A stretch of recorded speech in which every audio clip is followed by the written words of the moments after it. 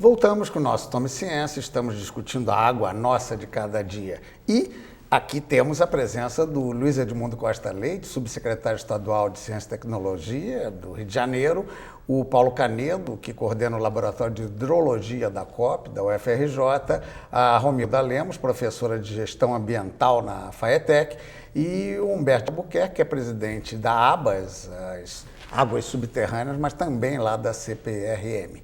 Bem, quando a gente encerrou aqui o nosso primeiro bloco, estávamos discutindo as variáveis possíveis e acabou escapando, quando eu falei do início, a questão da qualidade da água, da saúde. Romilda tinha pedido para falar, vou começar com ela, mas depois você complementa essa questão de saúde aí.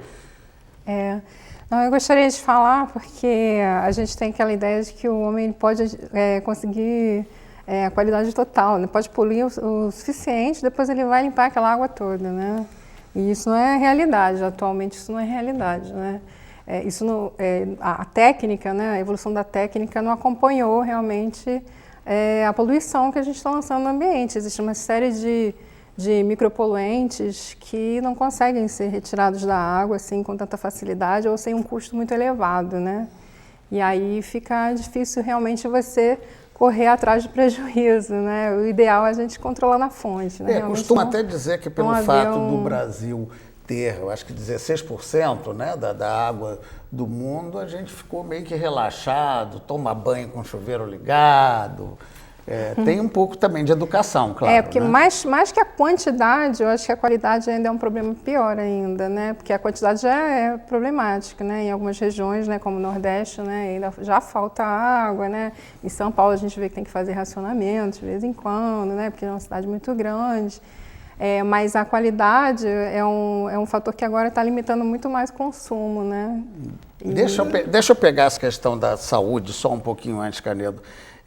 Que o Edmundo acabou não entrando no tema. Ela citou São Paulo. São Paulo tem muita falta de esgoto. E aí, no que o esgoto fica solto, vai arrebentando com a qualidade da água, é isso? Essa sua vinculação de esgoto-saúde, Edmundo?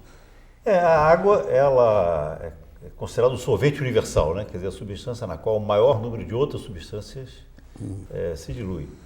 Então, ela, lógico, que tem um potencial fantástico de transportar todo tipo de substância, algumas benéficas até, e muitas que podem criar problemas, não só do ponto de vista físico-químico, mas também do ponto de vista bacteriológico. E isso ocorre com uma tal frequência, onde você tem a falta de saneamento, que existe até estatísticas, né? Esse dado é conhecido, que para cada $5 que se gasta em internações hospitalares, né, você poderia evitar isso gastando $1, digamos assim, com o tratamento da água adequada para consumo humano.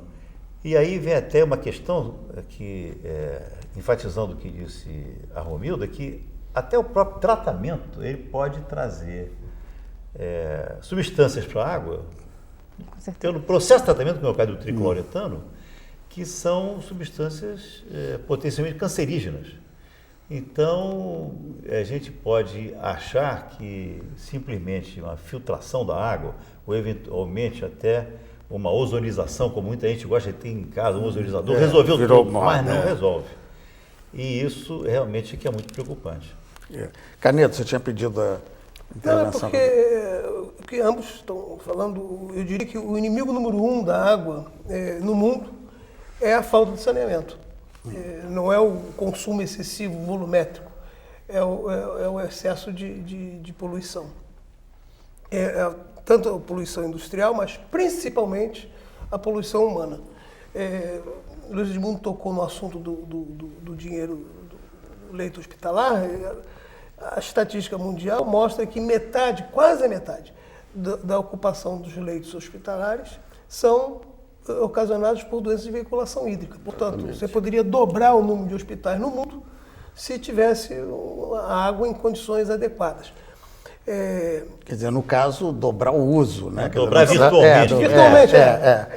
Na verdade, seria diminuir a metade. Exato. Mas o fato é que isso se repete no Brasil. Quer dizer, o Brasil, que é um país riquíssimo, que tem essa quantidade de água que você mostrou, e que isso é uma vantagem comparativa que o Brasil tem com relação aos demais países do mundo, ela é minimizada, um pouco atrapalhada pelo excesso de poluição. Esse é o inimigo número 1 da água brasileira, também do mundo, mas particularmente a do Brasil, que tem um péssimo sistema de saneamento. É a falta de tratamento de esgoto, é a falta de tratamento da água para abastecimento público. Isso faz com que o povo brasileiro amargue uma série de doenças, uma série de subdesenvolvimentos, enfim, uma série de ônus. E tem um outro aspecto, me parece, que eu vou perguntar para o Humberto, em relação à contaminação exatamente dessas águas subterrâneas, porque parece que uma expressiva utilização de água é em irrigação, é em agricultura, é na produção de alimentos, se não me engano, algo em torno de 60%. 70%. 70%? Chega a esse ponto. Esses agrotóxicos, ou mesmo adubos, acabam contaminando essa água também? Falam isso, não? Acabam e podem. O problema, na realidade, inclusive, é muito mais grave. Se a gente está conversando aqui sobre a poluição nas nossas águas superficiais, que é um problema seríssimo, né, principalmente nas regiões metropolitanas, por falta de esgoto, de tratamento, de saneamento, dessa coisa toda, que além de poluir, e já se falou também que a diluição, os rios permitem uma diluição e um transporte se reciclar muito rapidamente, esses mesmos agentes poluidores também poluem as águas subterrâneas. E aí o problema é muito mais grave, porque você não tem essa velocidade de deslocamento da água subterrânea. A água subterrânea se desloca centímetros por dia, né? Enquanto que os rios se deslocam quilômetros por hora. Né? Há uma diferença muito grande. Então, na hora que você polui um aquífero, um lençol subterrâneo, você está trazendo um problema seríssimo, porque a descontaminação é praticamente impossível, caríssima de você fazer. Então, a gente chama a atenção de que, o país precisa se preocupar com isso. A falta de saneamento, o uso intempestivo de pesticidas na agricultura, né? O próprio resíduos industriais, isso tudo contamina as nossas águas subterrâneas. E é dificílimo você recuperar essas águas após contaminadas. Então, a gente deixa isso. E a gente mostra claramente no Brasil, a gente olha isso, né, Canejo? Você tem um problema da falta, da escassez no Nordeste, mas você tem os seus mananciais no Sudeste, que grande preocupação que se tem é a poluição. Tá certo? Você tem volumes imensos de águas quase inservíveis. E aquele negócio do esgoto que remonta aqui ao nosso... Por falta do saneamento básico, por falta de uma gestão efetiva do Estado brasileiro, tá certo? No lidar com esse recurso. O Edmundo estava querendo falar aqui exatamente sobre isso. Porque o Carneiro falou do esgoto como sendo o maior inimigo, e eu concordo com ele também, do ponto de vista macro, né? E Humberto falou do problema dos pesticidas, que também é um problema seríssimo, mas eu queria juntar aqui o meu velho lixo. O problema dos lixões não é porque o lixão é feio, não é porque o lixão eventualmente atenta em combustão, não, é exatamente pelo famoso chorume, quer dizer, o líquido poluente, que tem uma capacidade poluente muito maior do que o esgoto, e que no momento que ele começa a permear o solo, como disse a Romilda aqui, né, e chega no lençol freático do Humberto, ele dali não sai. Exatamente. E aquilo pode ficar por até centenas de anos. E acabando com esse recurso, que é o recurso realmente mais importante que nós temos, que é a água subterrânea. Exatamente. E os cemitérios também são muito mal locados no país, tá certo? Então você tem cemitérios, eu fui uma vez a um enterro de um colega no cemitério aí em General... Esse aqui perto do... Botafogo, no Rio de Janeiro? Não. Aqui nessa região aqui de Jacarepaguá. É o Jardim da Saudade. Jardim da Saudade. Ele está dentro de um vale encaixado, até drenagem circula no cemitério. E a gente sabe que existe chorume de cemitério. O necrochorume é um veneno, não é? Um veneno terrível. Tá certo?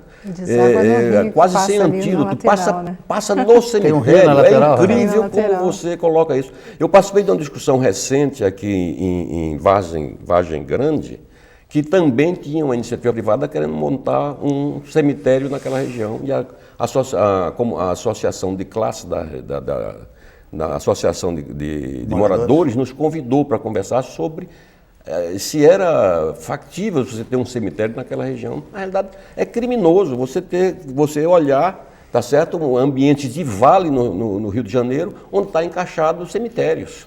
Aí são problemas. O Canedo tinha pedido também um pouco para falar, tentando temperar. Para suscitar uma discussão, que são os percentuais, por exemplo, de tratamento de esgoto brasileiro. O Brasil tem 53% do seu esgoto tratado.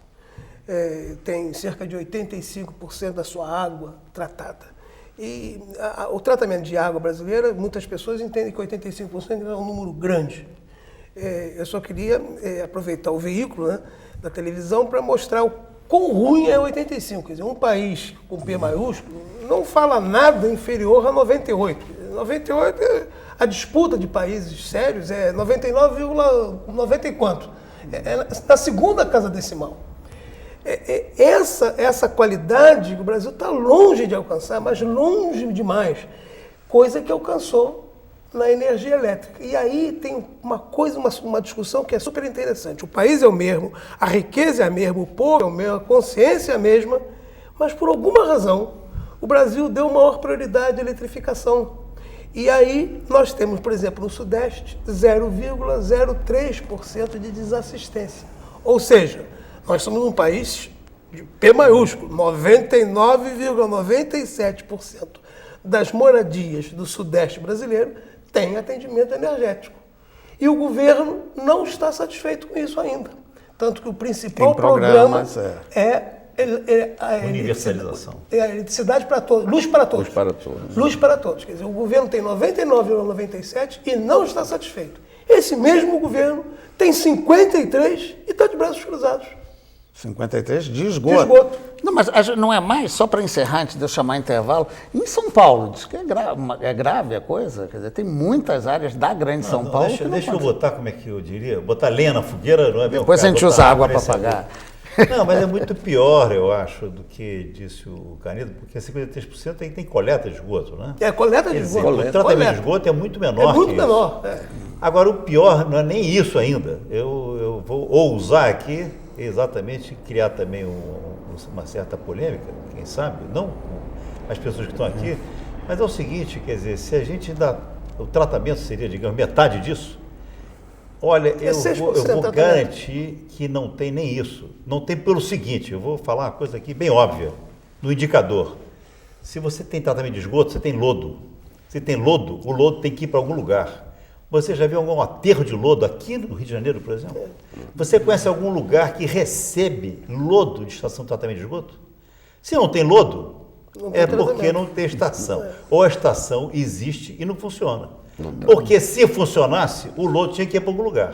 Você ia ver toda hora caminhões carregando lodo pela cidade. Você já viu algum? Você já viu algum aterro que recebe lodo? Os da Conlurb não recebe.